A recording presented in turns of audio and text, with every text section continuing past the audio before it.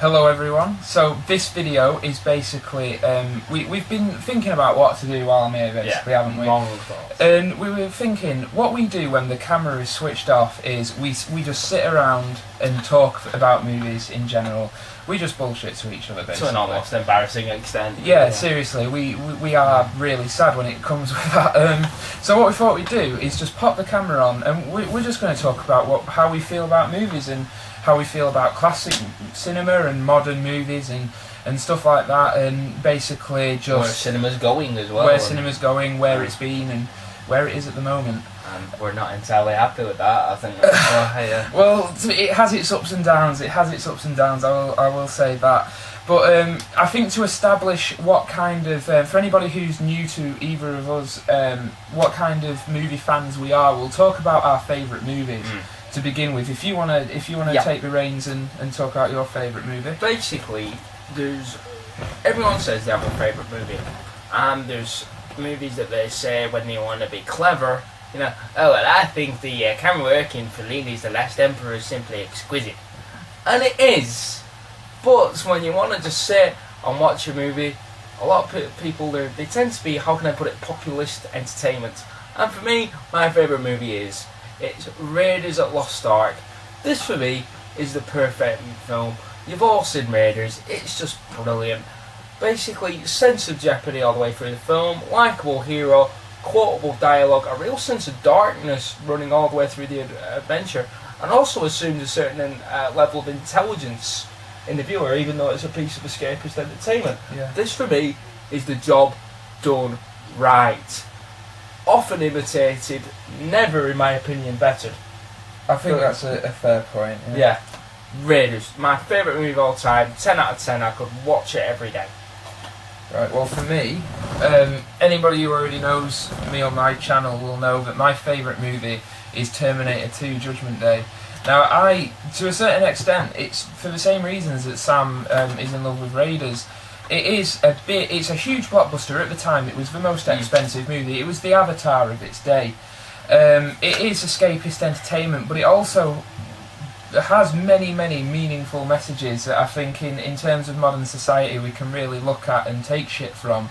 And not necessarily the technological aspects of the story, but just how it basically says take life by the balls and make it what you want it to be, and don't. It just kicks ass, really. And then it kicks a lot of ass in the process. And for me, you know, Terminator 1 and 2, to a more extent, number 2, they're the films that made me fall in love with cinema. Yep. Like when I was a kid, and this is grossly inappropriate of my parents, but when I was like 6 or 7 years old at primary school, my friend and I would come home, have tea, and watch Terminator 2. Like, I've been watching this film. I've been watching this film since I was a kid. I absolutely love it, and I think in terms of what you go to the cinema to see, it's got everything. It's got the dialogue, the story, obviously the script is top notch by James Cameron. The characters are all characters that you care about and fall in love with, and they have arcs. Something that is even the T-1000 has an arc. Even the T-1000. I mean, this is most evident in Sarah Connor's arc. Obviously, you all know the plot by now that kid John Connor is going to grow up to lead the humans in the fight against the machines, which bring about the end of the world.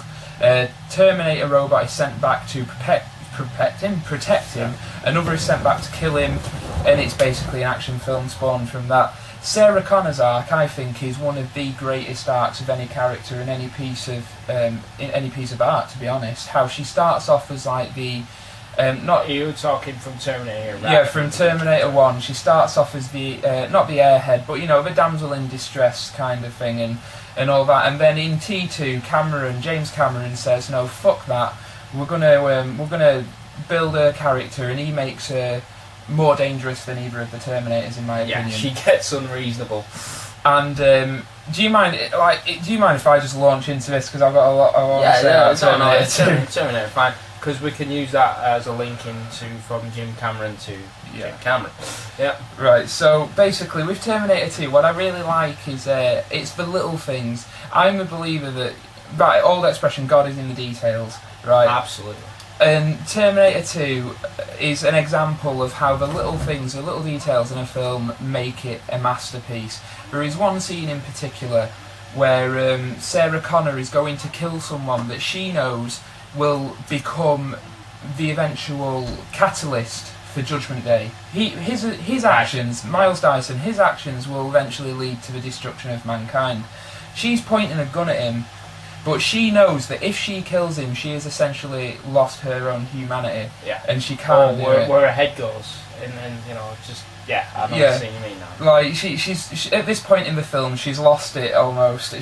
She's about to execute him. She's already plugged him in the shoulder. You know, his wife and child are trying to protect him. She's basically holds the fate of humanity in her hands right there. She's pointing the gun at him, and then she starts to cry and she breaks down. She can't do it because if she kills him, yes, it could very well prevent Judgment Day from happening. But is it worth it if it destroys what makes her human? And that's the moral question always with Exactly. the film. And that, I think, even with Raiders linking in, is what makes these films work. They have a moral, ethical question which assumes the audience has a certain level of investment intellectually in the property. Okay, because for example, you have the moral question all the way through of, the moral implications of what she's about to do. Even in Raiders at Lost Ark, the reason why I love Raiders at Lost Ark is, for example, the Ark. All the way through, people are telling Indy, don't fuck with the box. Yeah. Leo, all the way through, he's told like 5 times, leave this one alone, man. This one isn't good. And it's the other thing of, it's a destructive force. I know, of course, you have the biblical reference, but for me, it's the idea of you have something you don't understand. Why are you messing with this? Yeah. Leave it alone. And of course, that's there, but it's not screamed in your face. As like you said, even with Terminator, it's something you discover almost not immediately when you watch it.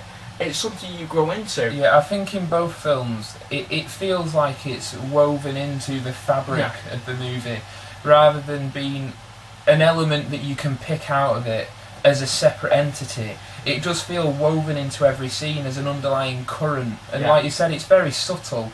It's not screamed in your face, and this is back when filmmakers had a little bit of faith in the audience, as you were saying, which is entirely gone. We as audience members do have brains. We don't need to be spoon-fed. I don't want, when I go and see a film now, I don't want a flat movie that I get nothing from. I don't want to see Transformers 2. Anybody who saw my review on that will know about my feelings for that. I do like films that have messages and shit like that, and don't get me wrong, I do like escapist entertainment. I'll just interject. I will say, you're looking at someone, I'm intelligent, but I like the Fast and the Furious movies. Yeah. They are what they are, and have no pretense to be anything else. I think with Fast and Furious as well, this only really applies to the first one, but that had a legitimately an above-average script. In places. And the acting, I thought, was quite good in it. Not necessarily what Paul Walker. I drive cars, dude. Not necessarily what they did with the material, but I thought the chemistry between the actors was fantastic. Was that because they were gay for each other? It was because they were gay for each other. It reminded me of myself. Yeah, if you look at the press for Vin Diesel, that might not necessarily be such a stretch. But please don't sue us, Mr. Diesel. We're sorry, Mr. Diesel. We're so sorry. But I don't know. I thought the scenes between Paul Walker and Vin Diesel were good. I felt they had real chemistry. This is what the video is going to be. We're going to be shooting from fucking scattershot. We're going from topic to topic. We're going to have a job editing and reeling this one. But Vin Diesel and Paul Walker. I'm a Paul Walker defender, to be honest. Have you ever seen Running Scared? I've heard good things, actually. Yeah, I've heard good things. Believe it or not, he can actually act. So that was an alright film. But like you say, even those movies can rely on the audience. That's it. Point is, even Fast and Furious are not big movies, but they know what they are. Yeah. For me, it's movies that have a pretension of value. We're going to show you a movie, and it's going to be entertainment, but it's going to make you think. We're going to show you 2 movies, I think, one of which will get these right, which will be Dark Knight, and the other will get it so very, very wrong. But that will get us into trouble. It will. We're going to court controversy on this one, guys.